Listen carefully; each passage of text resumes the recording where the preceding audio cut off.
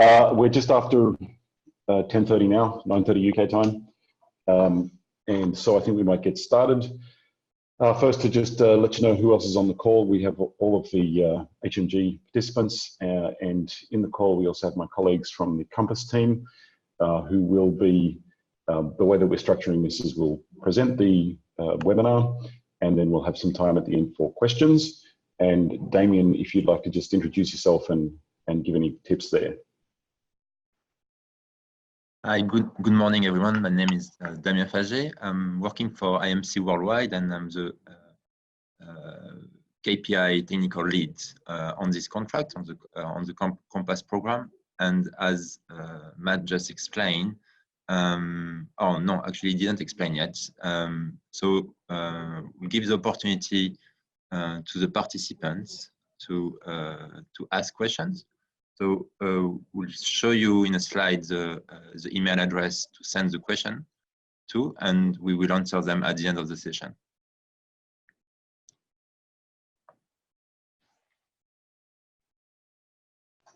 Okay, so there's mine and Damien's email addresses. If you want to email them directly to there, you can also put questions in the chat box in this webinar.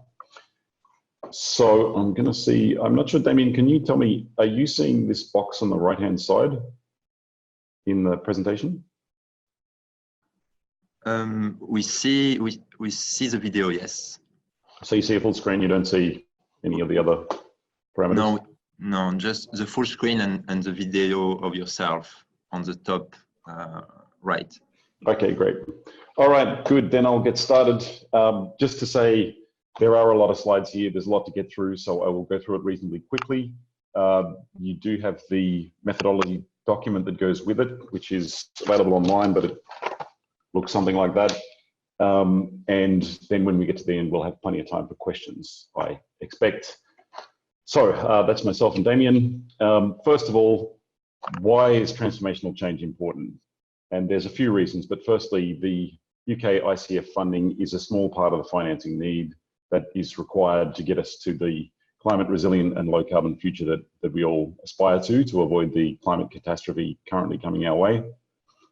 Secondly, incremental improvements are good. You know, energy efficiency and so on is an important part of how we get there. But in a lot of circumstances, it's not enough to get us to beat the 2 degrees Celsius threshold. We need larger scale changes and transformational changes.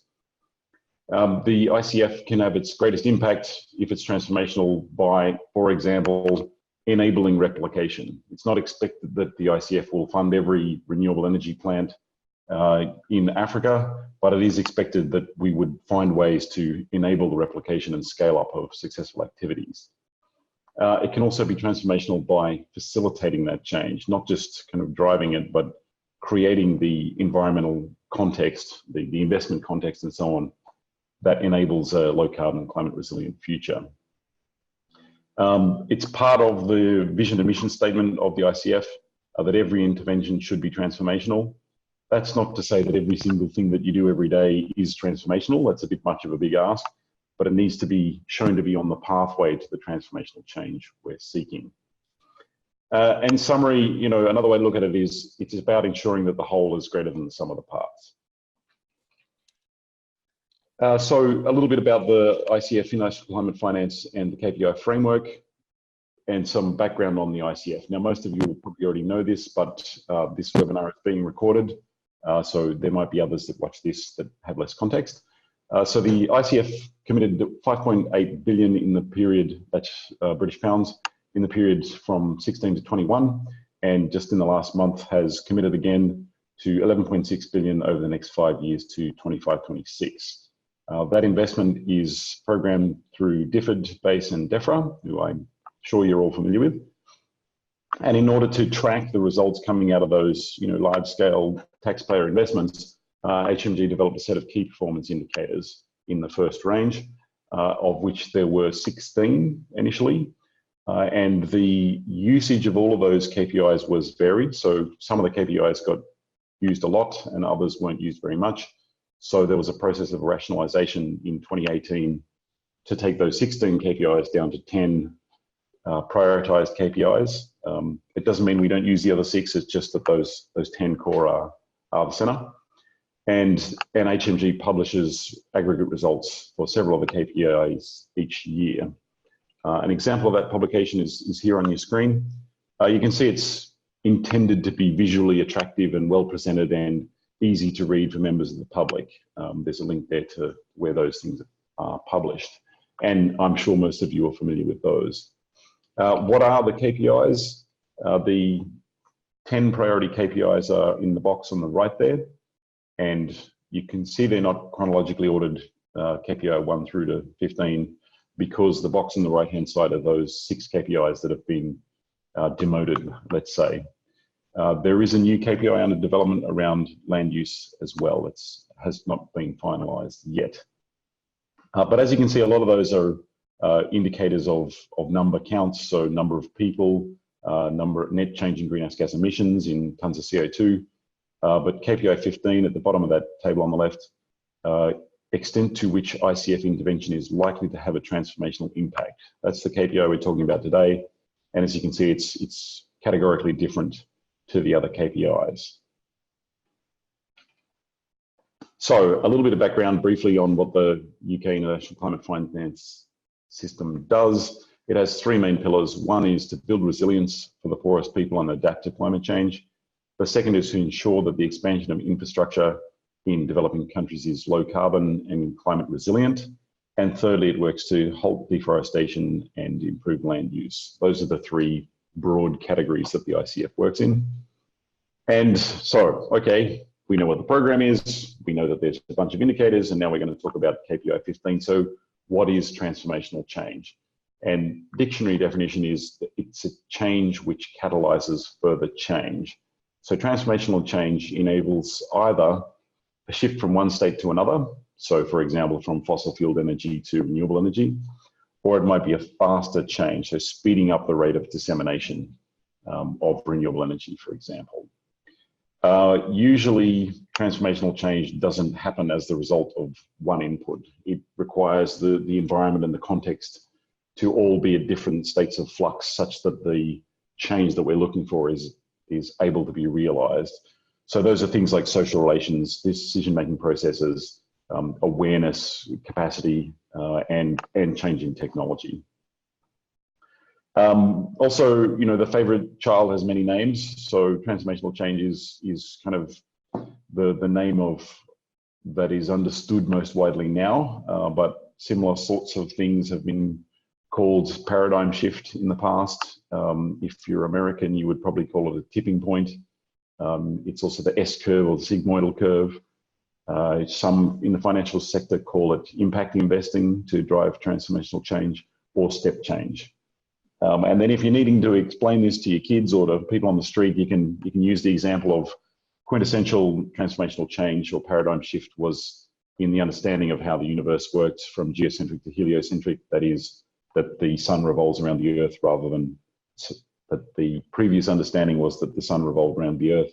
And now we understand that the earth revolves around the sun, which Copernicus first explained in 1543, but the transformational change whereby the general population and science understood that the heliocentric universe didn't happen until the 1600s, so 90 years later when telescopes could prove that the earth was revolving around the sun.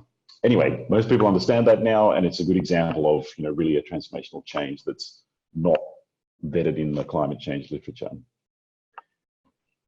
So then what is KPI 15 all about, and how does it measure transformational change? It's obviously not an easy thing to measure, but the HMG has come up with a theory of change, which is here on the right-hand side. I'll keep putting that up in various slides so we can refer back to it. But it has 3 different criteria: the drivers in orange, the mechanism in green, and the enablers in blue. And all of those lead you to the impact that you're looking for, which is the transformed pattern of development to low carbon and climate resilient. So that's what we're trying to achieve. And this webinar is about the methodology and the process by which we go through to demonstrate that pathway. So KPI 15 has, it's a list of 4 steps from 0 to 4, and it's all about how far along the pathway to transformational change we are. And we're trying to capture enough evidence to show where we are on that pathway. This process and this pathway is linked to the design phase of the program. So when you're designing the program overall, you should be thinking about, okay, this is the problem I'm trying to solve, this is the new state that I'm trying to get to, and that's the transformational change that we're looking for. Now, as I said earlier, ICF is not the only player in the game, and so we need to consider what other partners are doing to push towards the change that we're looking for. In particular, that's the host governments, but also other private sector, other donors, public funding, and so on in that space. It should also be linked to the other KPIs, so the other 9 KPIs in the priority area there, so things like emission reductions, number of people with more climate resilience, etc. They should be linked to our KPI 15. And so, okay, yes, we're going to link all of these things. Exactly how should we do that? And that's what this methodology document is all about. Now, when you talk about transformational change, it's pretty big picture thinking, and you need to be using your strategic mind and your professional judgment. So this methodology is not in any way meant to replace that. It's meant to provide a systematic process by which you can document the process. Excuse me. The challenge, of course, is that there is no metric. You know, there's not a scale of transformationalness that you can refer to. And change is very often, if not always, country and sector specific. And there's very often a lag between the intervention and the transformation. So you often don't see the transformational change you seek during the period of the program. You might have a program of 4 or 5 years, but the change might take 5 to 10, 10 to 15 years before it's realized. Also to say that other development partners, so GIZ, GCF, the World Bank, etc., are all looking at ways to measure or assess transformational change. And this program and the way that ICF is handling it is seen as, if not the best, and certainly amongst the leaders in the development community as to how we assess transformational change. So what are some of the challenges? Is that transformational change is qualitative and it's subjective. So we must use clear narrative and professional judgment. We use proxies for the assessment, so we're not measuring it directly. So we need to consider exactly how we use those proxies and how we select them. It's a simple 0 to 4 scale, so it needs mature and relevant interpretation. We don't expect results in the time of the project, as I said, so the indicator is about tracking early signs and indicators that we expect will result in rather than the final result. It doesn't enable global aggregation, and it's not intended to have global aggregation. So there's not a point in the future in which we say the ICF investment overall gave a result of 1.7 in transformational change. That's not going to happen. This is about how each program that we work on is working towards transformational change and how it can express the value of the program that it's undertaking, and it's context specific. It's, as I said, intended to facilitate strategic thinking, not replace it. It's intended to be a platform in which you can express the pathway that the program and the portfolio of projects is on. When we did the consultation, as a bit of a tangent, when we did the consultation on transformational change in 2017 and 18, most of the feedback that we got was that the programs that were being reported on had a feeling that they were on the right track. They were really making a difference in the context that they were in, but it was hard to see where it fitted into each of the KPIs. And the KPI 15 is the indicator in which that narrative can be made. So that's where you can make the explanation of, this is how all of my projects are fitting together in this country or in this program that we're running, and this is how they're making progress to where we need to be. So it's very much about capturing that intrinsic value, the value of programs that it's difficult to fit into individual numeric indicators. This is the place where you can do that. So the updated methodology, you know, it's not like we created this yesterday. This methodology, the KPI 15, has been an indicator for 5 years now, but it was updated last year to try and make it more descriptive, easy to follow, more prescriptive so that there's more consistency, not prescriptive in the sense that you must report this, but more in the sense of these are the steps that you follow.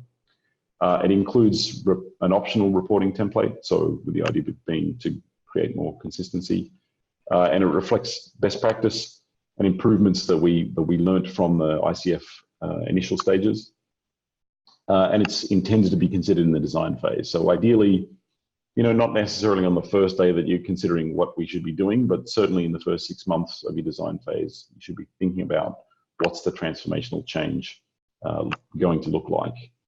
And it includes, the guidance document includes some hypothetical examples that you can look at to help understand how it works.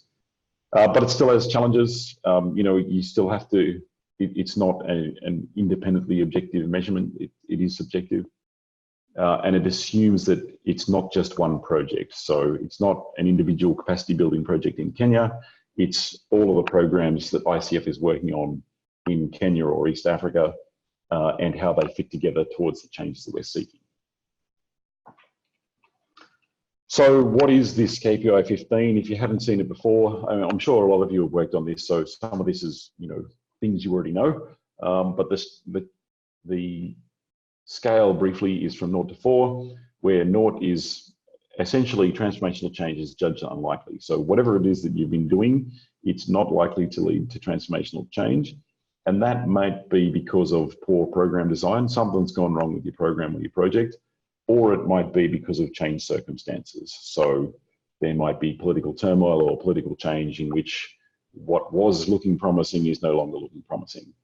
At the other end of the scale, you've got clear evidence of change, and so you've seen the evidence that change is beginning to happen. You may not have seen the full transformational change yet, but the pieces are in place building towards it. So you judge that transformational change is very likely. Now, you would aim to, hope to, expect to, aspire to get to that level 4 by the end of a program, but you obviously wouldn't expect to be there at the start of the program. And then the 1, 2, and 3, they're incremental steps in between. We'll talk a little bit more about those as we go through. So in terms of assessing the KPI 15, there are 12 steps, which sounds like a lot, I know. There's 5 steps, in the before stage and 7 steps in the once you've actually started undertaking the program. And they're set out in this way to give a chronological structured approach. But when you're going through them, you'll quickly see that a lot of them are a repetition between before and after. And you don't always necessarily do them in strict chronology. A lot of them you'll do in a lump in doing them together at the same time. But they're set out this way just to make sure that full completeness. As we go through these, I'll be referring to an example program, and it's a hypothetical program, but it's similar or based on the Global Climate Partnership Fund, which some of you may be aware of. And the example program is Renewable Energy for East Africa, program promoting renewable energy to small and medium enterprises in the 5 East African countries, which are Rwanda, Burundi, Kenya, Uganda, and Tanzania. And the program is to subsidize and promote renewable energy to SMEs in the 5 East African countries through demonstration projects, facilitating loans through local banks, and policy interventions to reduce barriers to entry. And in this example, DFID is contributing £10 million out of a total of £40 million over 5 years. So step 1 is to describe the intervention that make up the program very briefly at an impact or outcome level. And it may be wider than the ICF, so it would look to include other activities that other donors are doing or what the host governments are doing to facilitate these changes. And to determine the baseline, step 2 is to determine the baseline that the change is being assessed from. And those of you that have done design of programs before, you will have used the strategic cases analysis of the interventions, and that's very much the starting point and what this should be based on. You may need amending of those projects if you have that baseline, if you're adding new projects to a circumstance. So it might be you start in a program and you realize that there's a barrier that you need an additional project to overcome, and then you can adjust your baseline as you go. The baseline is qualitative judgment, so it's not expected to be a control group or a randomized control study or anything like that. So in our example, the intervention, it's a $40 million fund. As I said, it's investing directly in off-grid solar for agribusinesses. it's providing first loss coverage to local banks that are lending to SMEs, and it's engaging with the national governments to lower import tariffs and licensing restrictions of renewable energy technology. So East Africa is in an economic union, and it's engaging the suppliers to meet agreed quality requirements. The baseline scenario in this example is that the baseline scenario is that SMEs currently don't install renewable energy, even when it is economically the best choice on paper. But because of uncertainty and unfamiliarity, institutional finance is not readily available, so it's not easy to get a loan for renewable energy. And because of quality concerns and lack of certified installers, so you're unsure of what you're getting, and the long regulatory approval time to be able to get these done. So that's the baseline, and that's the program that we're looking to implement. So then what is the theory of change of the program and the expected transformational change? The idea here is not to write another theory of change document. You already have those in the projects in your portfolio and the program that you're implementing. The idea here is to connect those theories of change in your project that'll be, very context and particular to what is the overall theory of change for transformational change, which is that picture on your right. So each project in your portfolio, let's say in this example, we have 4 interventions. Each of those will have its own theory of change where it's trying to get to the impact that it's seeking, and together those should add up to make the pathway in the theory of change for transformational change. This should be considered in the program design. So you should understand when you're doing your project design, the transformation pattern of development that you're looking to get as the endpoint, but it doesn't always happen that way. Sometimes this is done retrospectively, or when you're just getting to the point of approval of your program, so you haven't implemented it yet, but you still need to do some of the monitoring, reporting on the way. So the reality is that not everybody goes through this at the very beginning of the design process, and you can apply it retrospectively. So in our example, the transformational change that we're seeking is to have at-scale SME installation of renewable energy through local finance. There's some description there of how that will happen. So under the first loss risk guarantees, we're looking at the replicable mechanism. So that's the criteria in green at the mechanism on the right.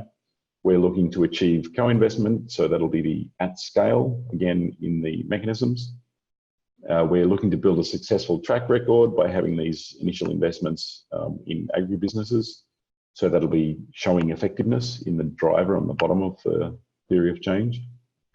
And then there's a couple of examples in the bottom where, these are other things that we're doing. Where would we put those? So we're improving the commercial competitiveness of renewable energy by removing tariffs. So, where would you put that? Arguably, it would be under effectiveness. Maybe it would also ensure that you'd have further replicability, or it might mean that you achieve critical mass just by throughput of product. Removing the perception and actual complexity in investment by removing regulatory barriers, that's probably going to be in either capacity or capability or evidence of effectiveness on the driver side. And ensuring initial installations demonstrate success is really going to be about that evidence of effectiveness in the driver there. So that's just to give you an idea of, within each of the things that you're doing in your portfolio, where would they fit into the criteria. Then step 4 is to look at who else is crucial for ensuring transformational change. And this is to contextualize the UK support to allow political analysis, and you should be considering those whose engagement is necessary precondition. So who must you engage with? Those who have been or need to be engaged during implementation. So who do you have to engage with before you start? Who do you have to engage in while you're implementing this thing? And who are those partners that are not essential for engagement, but they offer opportunity to improve your uptake? And as you go through implementation, this might need to be identified as new players or show up. So in the example, so who's crucial? Each of the 5 host governments and the Ministry of Finance, because we'll be having new finance lines, and at least 1 retail bank in each of the countries who have access to SMEs. Who needs to be engaged in implementation? So you would want to have the target industries and the target SMEs. So it might be the Dairy Association or the associations of small businesses, etc. And you'd need to be talking to the energy regulators per country, and presumably some kind of urban or rural development ministries, because we're targeting SMEs, including in the rural areas. The opportunities might be local municipalities or subnational governments, or they might be value chain investors from multinational companies that are engaging with SMEs. So moving quickly through these to step A5, so describe what the successful transformation will look like, when it's expected to occur, and how it's assessed. This step has two purposes. The first is to set out what the eventual impact is expected, and the second is to set out, what are the criteria and indicators that you're going to use. Again, you should be looking at this at the design stage when possible. So for our East Africa Renewable Energy Program, the successful transformational change would be that renewable energy is the preferred and competitive choice for energy access in small to medium enterprises. We would expect this to occur within 10 years. So what are and what do we mean by assessed? What we mean is that the criteria in the theory of change, in this theory of change here, what are those indicators that we will use to be able to assess the extent to which intervention is likely to lead to transformational change? So which indicators are we going to use to find the evidence for that? And to give you a sense of what some of those are, in capacity indicators, it might be around technical assistance approved, number of people trained, total number of suppliers with certified quality requirements under capacity, so that's the driver.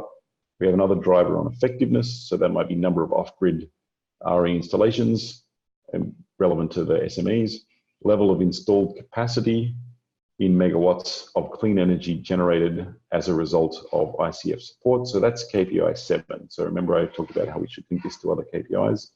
Now that's KPI 7 in there. And there'll be other indicators in there. At scale indicators, so number of financial institutions receiving investment, total number of individual subloans dispersed. So that's in the mechanisms. And for replicability, some indicators might be around fund performance, and then some qualitative indicators around did the RE for East Africa lead to increased institutional knowledge of low carbon investments. And then finally, the criteria of enablers on sustainability is the total percentage of private sector investment into RE for East Africa. So is this something that is being passed over to the private sector to be sustainable? The number of tariffs reduced and the number of regulatory approval processes streamlined. So these are examples of the indicators that you can use against those criteria. It doesn't have to be these ones, but to give you a sense of what they look like. Okay, so we've gone through, that's all the sort of before in the design phase. What is it that we should be looking for and setting up? Now we're moving on to the second half, so the second 7 steps, and there is some repetition here, so I'll be going through it quickly. And that is, once we've started and we've started collecting data and information, then what are those steps that we need to take? The proxy criteria that we use can include any of those 9 there, which are simply the 9 pieces in the, I'll see if I can get my mouse to show. The 9 in the list there are just the 9 boxes plus this political will and local ownership. So don't be freaked out by a long list, you can just look at the picture. The idea is to use at least 1 criteria from each level. So 1 driver, 1 mechanism, 1 enabler. You can use more than 1. So you need at least 3 or more total criteria that you assess. The criteria are not of equal importance, and it will depend on the context that you're working in. So for example, in some contexts, there might be a very high level of capacity and evidence of change available, but perhaps there's not the leverage and the incentives of the financial investment. So you would rate your leverage and investments mechanism as more important than your drivers underneath that. Finally, to say on that one that, all of this is great, but usually you would want to see some political will and local ownership, because without that, it's hard to get things to fly. Then just to fill that out as an example, we've identified the 5 criteria, but honestly, we should probably be adding local ownership in there somewhere. So what are our indicators that we have? We have, this is the same as the ones that I've already listed just briefly. so capacity indicators, effectiveness indicators, at-scale indicators, replication indicators, and sustainability indicators. And we may wish to add some indicator around political will or local ownership as well. So the reason I'm repeating this is, we've already done this in step A, because in our program, we started at the outset, we considered our transformational change in our design. So we already have this step done. But if you hadn't done that and you'd completed your design and you're now like, okay, how do I fit my KPI 15 into this? Then you'd be doing this retrospectively, and this is where you'd come up with these kind of indicators. Some local ownership indicators might be around the number of agencies promoting renewable energy to SMEs, or host government ministries with a program promoting renewable energy. Step 2 is to determine the weightings of the criteria. As I said, the criteria aren't necessarily all of the same weighting, so you might, particularly if you have 2 criteria on the same level, you would have those at a lower criteria weighting. And so in our example, we have 2 criteria at the driver level and the mechanism level, and only 1 at the enabler level. So we would have that enabler at a higher percentage. So you can see there we have that at 30%. And in this one, in this one, the mechanisms that we're looking to achieve are about scale and replicability. But renewable energy is a proven technology, so we don't need to prove that solar panels work. It's about how we can get them to work in the context that we're working in East Africa. So those mechanisms are considered to be, perhaps less important than getting the capacity and the evidence of success under the drivers and the enabler of sustainability at the top. So you can see there we had the mechanisms that are lower percentage and higher percentages for the other criteria. So then once you know what your criteria are and how you weight them, then you need to assign metrics to each of those selected criteria. So these metrics should come from your log frame. So you don't want to have to get new data gathering steps. As much as possible, you should use whatever data you're already collecting, and most programs will have the right sort of data available. It's just a question of selecting which one is most appropriate. If you don't have those metrics when you're setting your baseline, you should be setting those metrics so that you can compare to them to your baseline as well. But if you don't have those, it can be done retrospectively, or you can infer what the baseline level was. There are a series of metric examples in the Annex 2 of the methodology document. So that's this document. There's a link to where this document is online at the end of this presentation, or several of you, I'm sure, already have it. And you can look at some examples of the metrics that are used there. There's also a library of projects that BASE has collected that have reported against KPI 15, and there's a reference to that at the end of this presentation. So you need to think carefully about which indicators and metrics are most relevant, and particularly about which are those that you have the data available and it will be available throughout the life of the program, and you're not going to infer, have any problems with GDPR or privacy issues, and that you'll be able to collect that data easily and quickly. So in our example, so remembering there's our change again, our metrics are, capacity metric, for example. What we mean by metrics here is that it's TA funding approved is dollars, number of people trained is headcount, etc. So for each of our indicators there, we have a metric against them, and you should have in your log frames a target against those metrics. So, total amount of TA funding approved, you should know how much you're supposed to approve, or what's the plan for approval over the 5-year program, and how many people are supposed to be trained and so on. So you should have targets against each of those. And just to note that in those metrics, several of them are not numeric. Sorry, yes, was that a question? No, I just heard some background noise. I'll press on. Interrupt me if you need to. But some of the indicators are yes, no, or they may include descriptors. So in the replicable indicator, you can see there's yes, no indicators there and descriptions. We'll come back to how those look. So you have your criteria, you have your indicators, you have your metrics that you're collecting against, then obviously you need to get some data to put into those metrics and use your program management systems to collect those data. And again, what would that look like? So in each of our examples, I've just put some data in there that might be relevant against each of those metric criteria that we have. And one to note here is that, we have some numbers in each of those, but in the replicable criteria, we have some results for the returns in the first 2 years of this program. And we got 2.2% in 16 and 3.9% in 17, which for an investment fund in East Africa, that's a pretty good result. But the second and third indicators there, we've said that we can't answer this yet, and this will be answered at the midterm evaluation, because the financial institutions have not yet implemented loans beyond renewable energy for East Africa, and we can't tell if it's increased the institutional knowledge or not yet. And that's okay that we say that at this point, because we don't expect them to have done this yet, and so it's okay to have these non-answers in the indicator metrics. So then the next step is, based on the data collected, we score each individual criteria of the transformational change. So this is, where do we put these on the scale of 0 to 4? And everything up till now is well understood, and you're basically drawing from other areas. You've got to think a bit through how do these fit together in a rational way to deliver your transformational change. But this is the step where it's really about, how do I put a score against each of these things with the metrics I've got? And this is where the subjectivity comes in. And so you need to be thinking it through. It often helps to look at some of the existing projects. What did my colleagues do and my peers do when they assessed their programs? And to have some justification and textual context around the scores that you have. And again, there's a discussion paper that you can also refer to that shows what others have done in the past.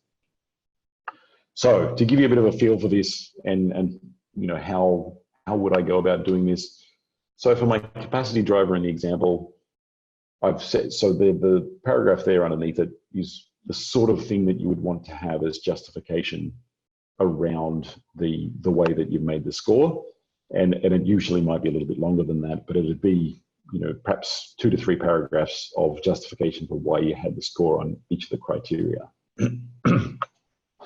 And so in this one, we've said, I'm not going to go through all of these, but just to give you a sense of, in these indicators, it's suggesting we do have an increase in capability of financial institutions, and we're suggesting that the funding that has been approved since inception has been ahead of our target, so that indicates demand. We've trained 750 people, individuals trained so far. Our target is 1,000 over the 5 years, and we're only 2.5 years in, so we're doing well on that target. And we have 27 renewable energy technology suppliers. Our target was 20, so that would be 4 in each country, but we've already achieved 27 suppliers that have achieved their quality certification criteria, and our on-lent volume has been increasing steadily. So, those are all good indicators that we're making progress on that metric, on capacity. So we're going to score that at 2. We think there's early evidence to suggest that the transformation is likely. As you can see, this is subjective. Is 3.5 million spent in the first 2 years on TA? Is that a good number or a bad number? Maybe I expected to front end all of my TA, so maybe that's not really a good indicator. But the 27 suppliers with quality requirements, that would suggest that there is demand for it. You've hit the mark in targeting your program there. So that is early evidence.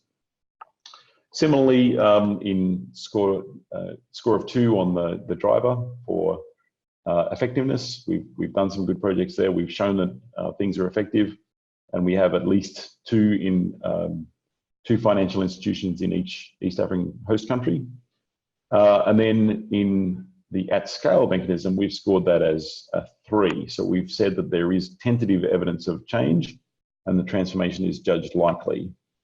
And the reasons we've put onto that, and as I said, we can flesh those out a bit more, but in this example, we've said that we're starting to operate at scale. We've had more than 1,500 sub-loans against our target of 1,000 sub-loans, so 200 per country. All 5 countries have had an operational minimum number of loans, and the least performing country, Burundi, which I'm sure is a small country, even Burundi has 66 loans, sub-loans have been made. So we're seeing that there's really been uptake of this mechanism, and it looks like it's real evidence that transformational change is likely. There's an appetite for renewable energy investments in SMEs, and we've provided a vehicle to enable that. We've also got additional private sector investment and some further investment from the German government. So these are all good pieces of evidence to indicate that there is evidence that transformational is judged likely. So you'll be thinking now, okay, what's the difference between score 2 and score 3? Some early evidence suggests versus tentative evidence of change. Now that's really where you really need to use your judgment, and you need to be thinking about, okay, I'm going to be reporting against this indicator over 5 years. In year 1 and year 2, you kind of don't want to jump out of the blocks too quickly. You wouldn't expect to score a 3 or a 4 in year 1 or 2. You want to give yourself a little bit of space to be able to build up to that. Even if the evidence that you have in year 1 looks good and you might be tempted to score it a 3, and there might be cases where you would score it a 3 based on the evidence that you have, but you might be inclined to score it a 2 in year 1 because it gives you the space to move to a 3 in year 2 as you finalize that and you build more evidence on the way. You don't have to do that, but that's generally what we see happening so that you can show the progress upwards over the course of the program. The last 2 indicators, I'm spending a bit of time on this because this is really where you need to use your judgment. The last 2 indicators on replicable, we're in our numbers there, we're saying that the to be answered at the midterm evaluation on 2 of those. So on the one hand, we've shown good return on the funds, but 2 of our indicators we don't have evidence for yet. So I want to score it as a 2 based on the fund performance, but I can't really say, I have to say there's no evidence available yet based on those 2nd and 3rd criteria there. So in this one I've said I've scored it between a 1 and a 2. And finally on the enablers, we've said that that's scored a 2 based on the percentage of private sector investment, and that we've moved up in the private sector investment. So that looks like it's going to become sustainable. And in our TA facility has reduced the approval time from, we've reduced the import costs in all EA countries, and the approval time has been reduced by 75% in Kenya and by 50% in Rwanda. So those are good evidence, early evidence to suggest transformational change is likely. So those are the kind of indicators, but then, you look at those 2 and you think, okay, based on the data that I have in so far, do I want to score it a 2, or, maybe I should have scored that a 1. And after I've done the midterm evaluation, depending on that, how that looks, I will be looking to score that a 2, or if it looks really great, then maybe I'm moving directly to a 3. On the other hand, on the sustainability, scoring it a 2, look, we've got 50% private sector investment in 2.5 years. We've already reduced the approval time. Things are looking great. Maybe we should be scoring that a 3. Maybe we should be a bit more bullish on that one. So I'm putting those in just to help you think through, okay, what are my choices here really? Where do I place those? Okay, so moving on then I'm going to go quickly through the last couple of steps, just to say that from step 6 is filling in the reporting template. That's pretty self-explanatory. And step 7 is to assign the overall KPI score. And that's just basically taking your assessments per criteria and putting it in the weighting, and putting some narrative around that to make sure that you explain the context and the synergies that you're expecting. So this is essentially just the maths of the process that we went through to give us an overall score of 2. Some early signs suggest transformation is likely, is the score that we're giving ourselves for the Renewable Energy for East Africa program. So that's all about the methodology. Some final comments then. In other KPIs that you'll be reporting against, you will talk about contribution and attribution. But transformational change is rarely, if ever, caused by a single event, and it's rarely, if ever, caused by ICF intervention alone. So it doesn't make any sense to kind of multiply our metric by the 25% of funding that ICF gave. So we don't do contribution and attribution on the KPI 15. Rather, we have a narrative accompanying the indicator result so that we can describe the roles of other contributors to the transformational change. Finally, then, to say that KPI 15 is an impact indicator. So we want to use it to capture enough evidence to be able to say and justify what our assessment is. It's our opportunity in each of those assessments of the criteria to be able to tell the story of your program and to be able to capture those parts of your program that the rest of the numeric indicators really aren't grabbing. The process of undertaking KPI 15, it's as much about the process as it is about the end result. It's about thinking through how it is that we're progressing and what it is that we're trying to achieve at the end of the day. KPI 15 doesn't measure transformational change, but it rather provides an assessment of the likelihood. It's not objective, but this methodology is intended to give you a structured process so that different practitioners will arrive at comparable results. Then last thing to say, and perhaps Damien or others might want to say more about this, but if you have a program that's in the design stage now and you're looking for further input on KPI 15, then Compass has some ability to provide that help to you. And so contact your departmental. I'm sorry, I've got Phil's address there is incorrect. We will have that converted. Sorry, Phil, if you're on the line. And contact your departmental contact points to see how that can be facilitated. Thank you. And then I believe, Damien, you have some questions, or you will be facilitating questions. Yes. Thanks very much, Matt, for the presentation. I did receive a few questions from the audience, so 5 questions for now. So I will start reading out the questions. And so the first one: how do we link the project theory of change to the transformational theory of change?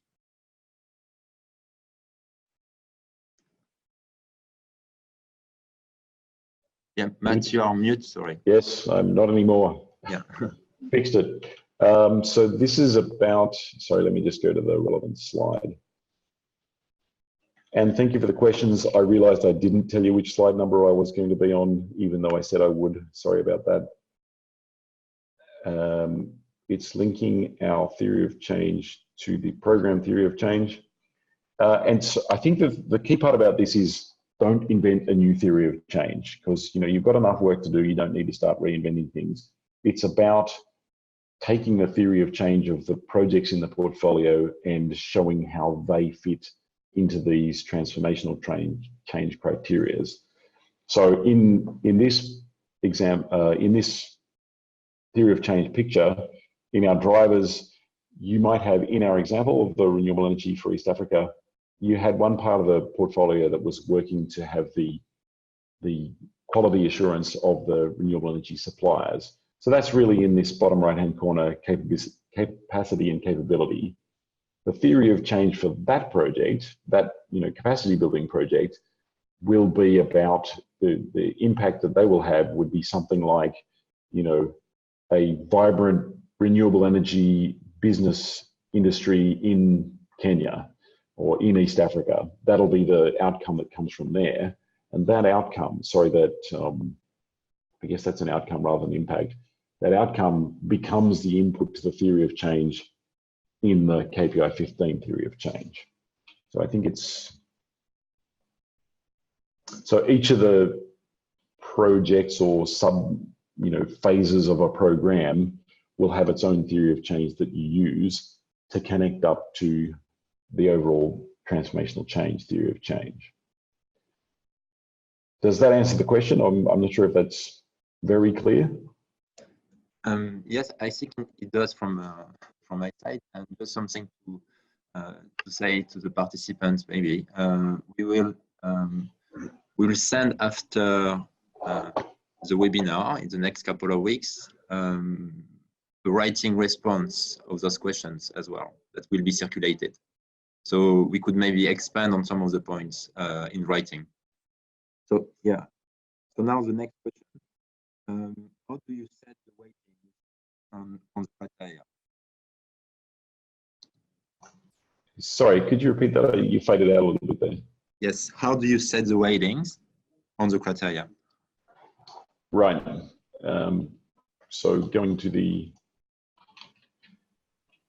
honestly, it's subjective, but it should be based on how important each of the criteria are in the context that you're working. So and it's about selecting which of the criteria to use. You might, there's a temptation to just have one from each level. So, to minimize the amount of reporting you have to do and your transaction cost. But if your portfolio or your program intervention is really at the driver level, we're trying to build capacity, we're trying to show that this intervention is effective, we're trying to bring in a new technology or a new way of doing things, maybe you might have 2 or 3 criteria at the bottom level, and that's the most important thing, because you believe that once you've shown all of that, you can deliver scale, you can leverage investment, and you can build critical mass. So your mechanisms and your enablers might be 15, 20%, and you might have all of your weight on the drivers at the bottom if you're working in a country or in a context where the capacity is not available. Or, for example, if you're looking at East Africa, the use of M-Pesa and mobile pay systems was originally facilitated or catalyzed by an ICF investment, 5 years ago with M-Copa and M-Pesa. But if you work in West Africa, you really don't see that level of engagement. It's a runaway success in East Africa, especially in Kenya. What is it about West Africa that's not happening there? So we kind of know that once we reach a level of capacity and engagement and social acceptance of using your telephone to pay, then reaching at scale and critical mass is relatively straightforward steps based on what we learned in East Africa. So in that scenario, if our program was about payments for services in agricultural resilience, etc., then we might be thinking, okay, our mechanism and our enablers, maybe we're only going to put those at 20% each, and we'll put most of our weighting on the criteria on the drivers. So the way that you set your weighting is really about the context that you're working in and how relevant that context is to the transformational change that you're seeking. So, that's not a black and white answer. It's a use your judgment and experienced answer. But there are some examples of how those have been set in the annex to the methodology document, as well as you can refer to other programs that have set their weightings in base and in differed in the portfolio of programs available. Damien? Yes, thanks very much, Matt. So we have a few more questions that came by email, but also in the group chat. So the next one: how do you determine the difference between rank 1 and rank 2? No evidence yet, some early signs of evidence, and how much evidence do you need to get from 1 to 2? And then how assessing 2 or 3? Early evidence suggests tentative evidence. Yes, good question. This is really the heart of the exercise. I'm not sure why my slides are stuck there. So we've weighted our criteria, and then we're looking to, sorry, I'm just scrolling through. So this is about the scoring of the evidence. And I mean, I think there's 2 parts to it. One is the substance of the evidence that you have, and one is the temporal. How far through the process am I? And there's not really an expectation that you'll ever see full evidence transformational change has happened. That's pretty unlikely. So the way I like to look at things is, okay, what are the 2 ends of the spectrum? What would evidence of transformational change look like? Diesel generator sales in East Africa have dropped off completely, and renewable energy sales are through the roof, can't keep up with demand. Everybody, SMEs and households are buying renewable energy for their rooftops for energy supply. Nobody's buying a diesel genset anymore. That would be, and sales records would be the evidence that would show that. That's one end of the spectrum. Transformational change has happened. The other end of the spectrum, nobody's buying renewable energy.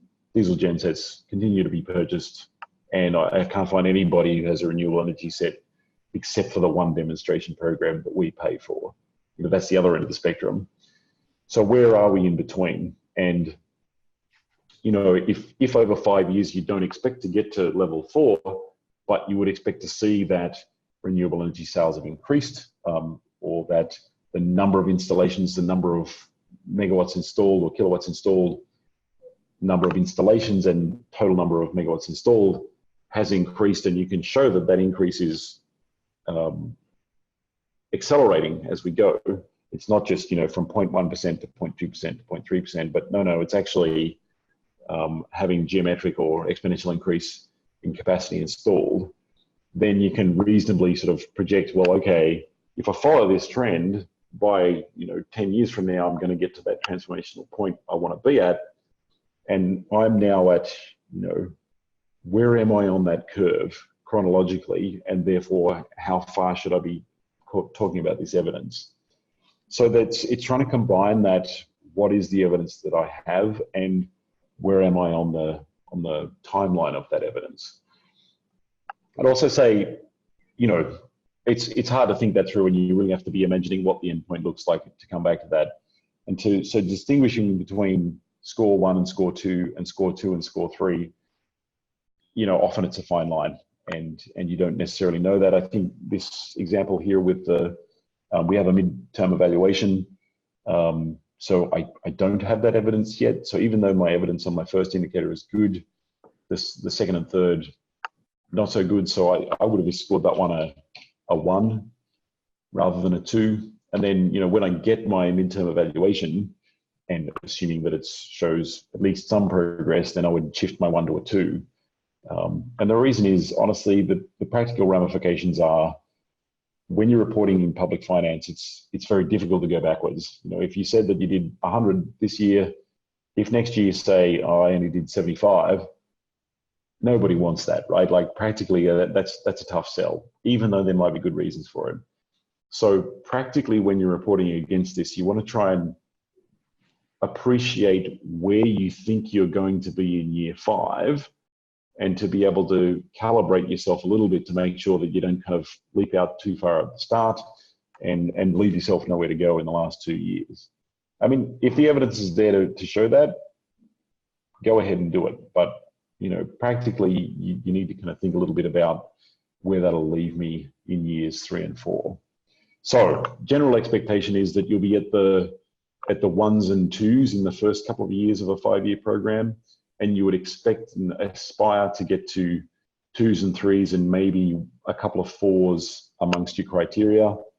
You would hope to get to an overall score of at least 2, if not 3, potentially 4 by the end of your program. I think, Damien, we're running close to the end of time, so I better pause there if you have some wrap-up comments or next steps. Yes. I mean, I have 2-3 more questions. I think they can be answered quite quickly, and then we could close after those 3 questions.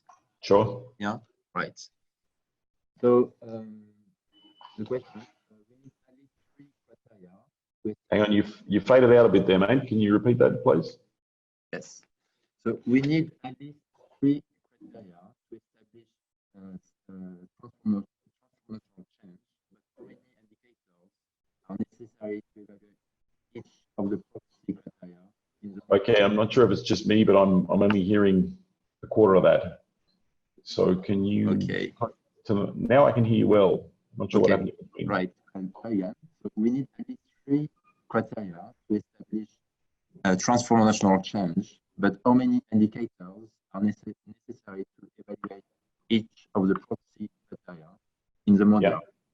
Yeah. In your model, Max, you have 3-4 indicators in the proxy category.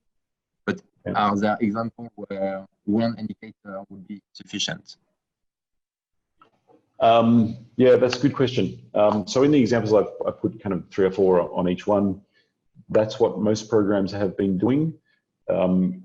If you have an indicator and a metric that's really speaks to the change that you're looking for, there's no reason you can't use 1. Honestly, 1 is okay. The reason that I've put in 2 or 3 is really more that the transformational change is done at a portfolio or a program level, right? So there's usually several projects within that are working together. And so each of those will have its own log frame and series of indicators. And normally you would, the idea that they're working together, you might take an indicator from 2 or 3 of those or those that are contributing to that criteria. So, practically it's about making sure you have representation from your portfolio. The other part of it is if you only have one indicator and that indicator doesn't do what you think it should do, even though your sense is that things are going well in the program, then you're in trouble, right? You're kind of stuck with this one indicator. You can retrospectively change it. You've created yourselves problems. So having 2 or 3 indicators, it essentially diversifies your risk when you do the assessment. But there's not a rule. You can have 25 if you want, or you can have 1 if you want. But generally it's 2 or 3 taken from data that is going to be reliably produced at low costs through your projects. Damien? Right, thanks, Matt. So I will ask the next question now. So Matt, you mentioned that program may have a link and hint that they are on the right track to achieve transformational change. What if KPI 15 was not soft in the program design phase, and can KPI 15 be applied retrospectively?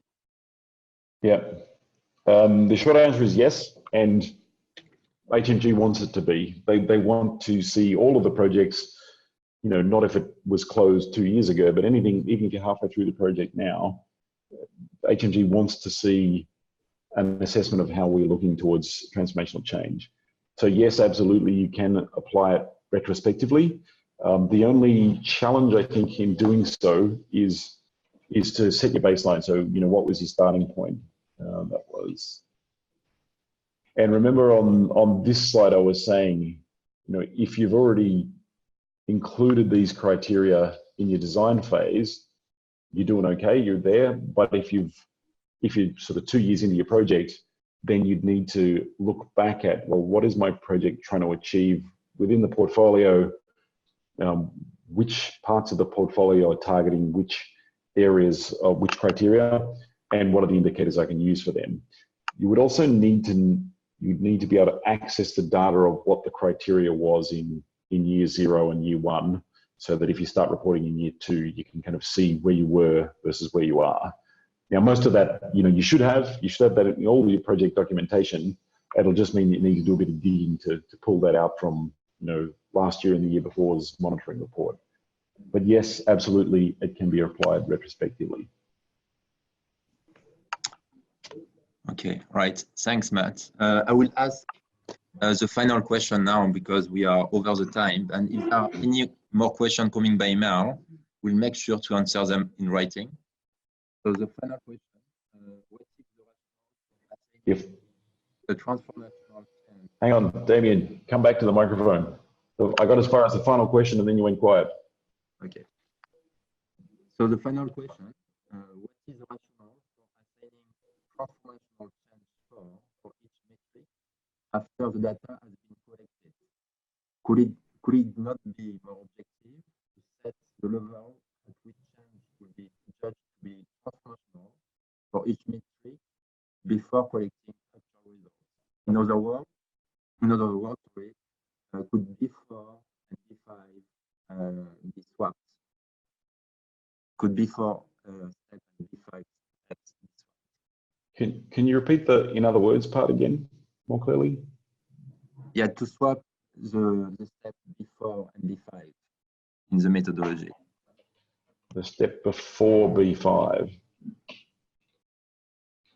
That would be B4, I guess. So the question is about which data do I collect in the metrics? If I've already collected that data, how can I use that data to put it in my KPI if I'm doing it retrospectively? That's the question? No, the question is about we do B5 before B4. can I do B5 before B4? When the idea of these two things is that this data that you have collected, I mean, honestly, you'd be doing these two things at the same time. The person that's collecting this data, these metrics, is probably the implementing partner or the project manager in country who's doing this as part of the log frame and as part of their monitoring report on their program, right? They're not thinking about KPI 15. They're thinking about, I need to meet this milestone to get paid and to show that the project's delivering, right? And they're going to supply you as the program manager with this data, and then you're going to, use that data to assess how you're doing against the KPI 15 evidence towards transformational change. You should have a sense of how you're doing.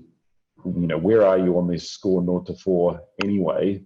And you're kind of looking for this data to support your justification.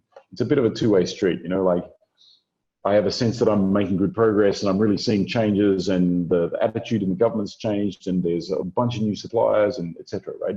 You have a feel for that, and the evidence is supporting that feel that you have and that sense that you're on the right pathway.